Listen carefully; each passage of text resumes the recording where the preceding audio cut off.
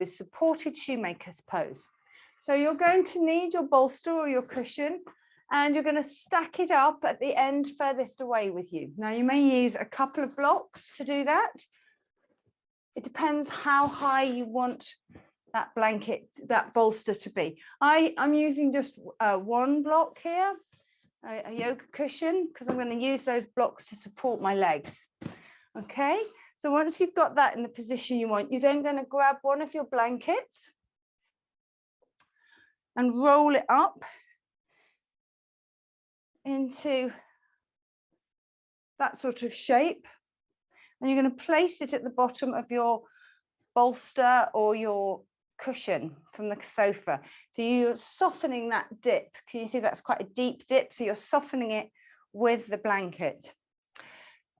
You may need to rest your hands because you're going to lie over that with your hands either side. You may need some cushions or some blankets underneath to rest your arms on. So I'm going to just place a couple of blankets there. You may have cushions for that. And like I said, you might need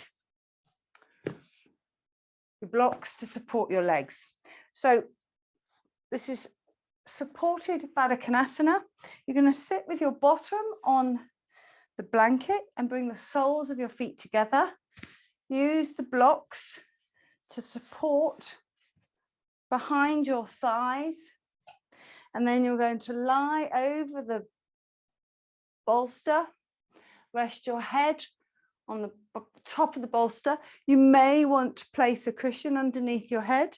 If you have the yoga eye patch, eye pillow, you may want to place that over your eyes. And then you bring your hands to rest either side, palms facing up. And you just allow your body to melt into all the props. So it helps to really open up through the hips and the groin and the pelvis. Sometimes we have emotions and energy trapped in our hips. So this helps to start that process of getting it all moving. Very often it's stuck or blocked energy that can emerge either during the menopause or in stressful times like Christmas and the holidays, in a burst of frustration or anger or emotion and tears. So we're just allowing that energy to start to move. Keep breathing nice and smoothly. And if you notice your attention wandering, if you notice to-do lists creeping in, just try and become aware of the interruption. And then try and watch that interruption like you would watch clouds floating through the sky on a summer's day. Just let them go. Trust the really important ones are going to come back to you when you need them, and let everything else go.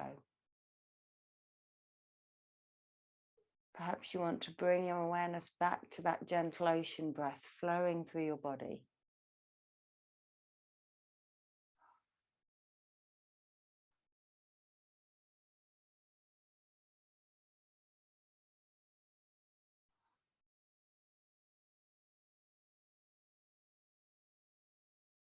And we start to slow down, to pause, take some time to turn inwards. It helps to bring our body, our mind, and our soul back into balance and coherence. It's how it works most effectively. Just surrendering into the pose. Allow your chest to open up, your hips to open up, your breath to flow freely. We often find when we get still and silent that we notice how busy our mind is. Remind yourself you're not doing anything wrong. And just bring your awareness back to your breath.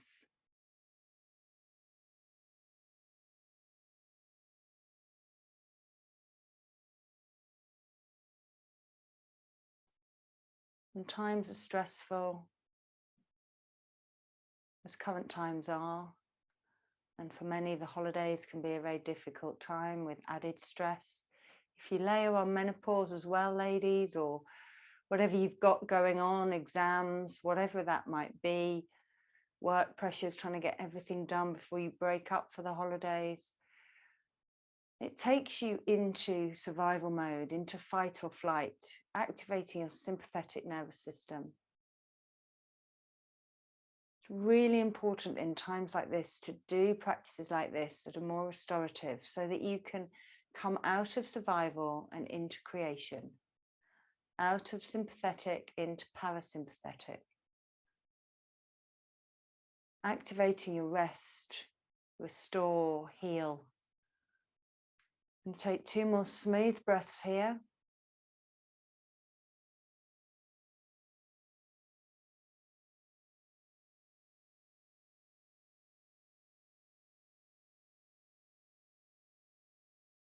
Gently take your blocks away, supporting your thighs. Guide your knees together. Walk the feet to the outside edge of the mat, just allowing your knees to touch, counterposing that wide, deep stretch through the outer hips.